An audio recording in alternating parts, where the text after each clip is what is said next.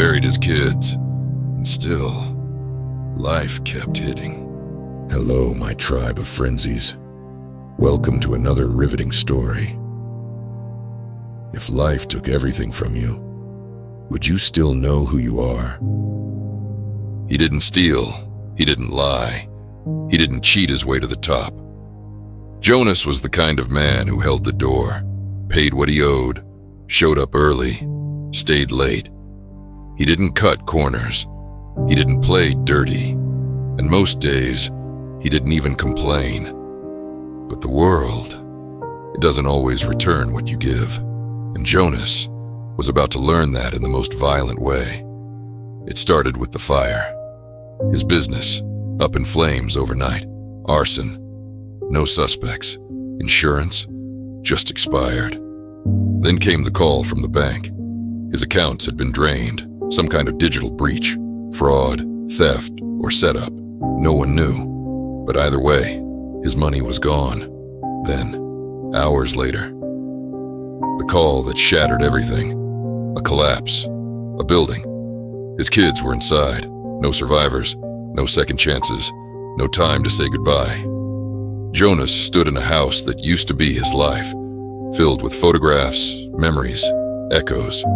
But now, just silence. No one could look him in the eye. No one knew what to say, except for a few who whispered behind their hands, he must have done something wrong. Grief isn't loud. It's not dramatic. It's quiet. Still. The kind of silence that presses against your chest, like a weight you can't name. Jonas didn't scream.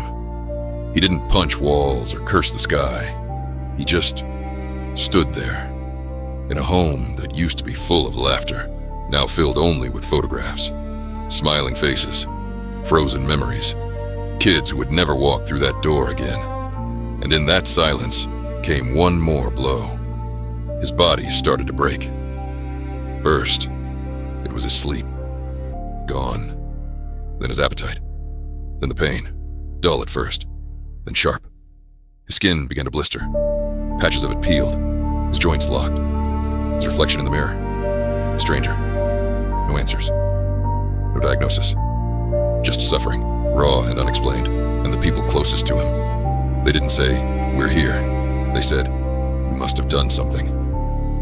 Blame came easier than comfort. And Jonas? He didn't argue. He just closed his eyes and tried to survive the day.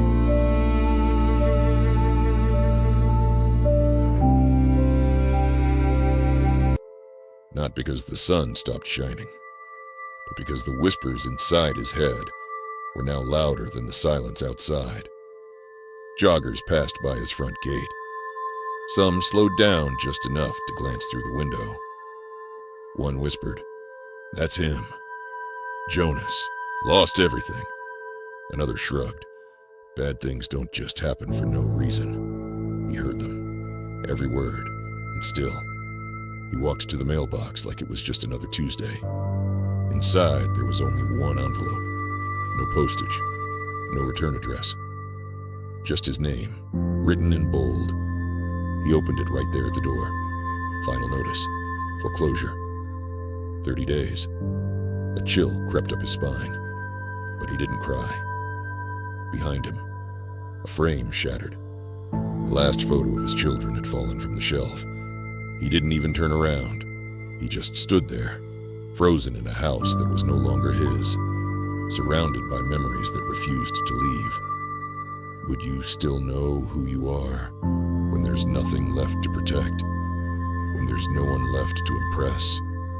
Would you still stand if the world told you to sit down and disappear? He opened the envelope. There was no emotion in his face, just a cold acceptance, like a man who had stopped expecting mercy. He stared at the numbers. Late payments, overdraft notices, a foreclosure date stamped in red. He looked up, and through the glass, the world shimmered. Joggers passed. A breeze moved the trees. Life, outside, was still happening. Inside, he exhaled. Slow, long, controlled. He stood, not like a man broken, but like a man remembering who he was. He walked to the window, not to escape, but to plan. I built it from the ground up once. I can do it again. And just like that, something shifted. Resolve replaced despair. Vision overpowered fear. He turned from the glass. The letter crumpled in his hand. Time to start over. Have you ever reached the point where pain turns into power? There comes a moment, right after the last tear dries, right after the final, "Why me?" when something fierce awakens inside you. A moment when the silence of grief becomes the anthem of resolve. You realize the world didn't stop, neither will you. You've lost, yes, but what if what you've lost wasn't the end, but the fire that would forge a stronger you? You were never meant to stay down. You were meant to rise, from ashes to impact, from heartbreak to harvest, from collapse to comeback. So ask yourself this: is this my ending or the beginning of my legacy?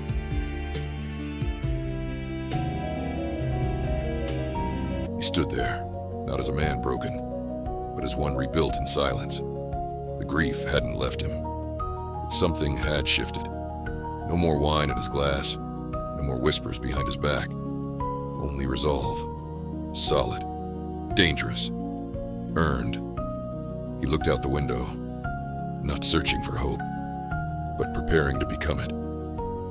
Because sometimes, the storm doesn't pass.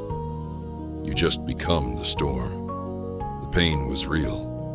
The comeback will be louder. You survived the loss. Now show the world what survival looks like. Have you ever reached the point where your pain turned into your power? Drop a line in the comments. Share your experience with us and let the tribe know.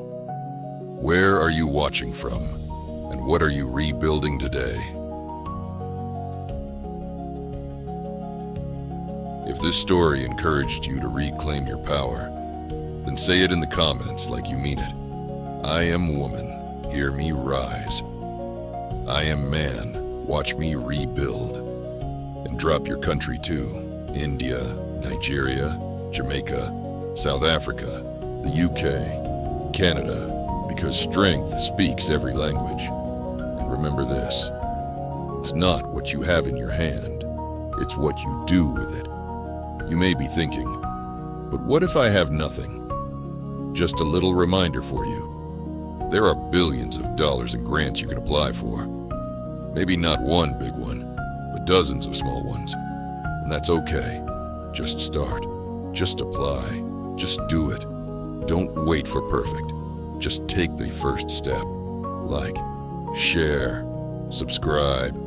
And if you're seeing this in a remix, come home to the real stories. Flash fiction frenzy. Because strength isn't what you start with. It's what you decide to become.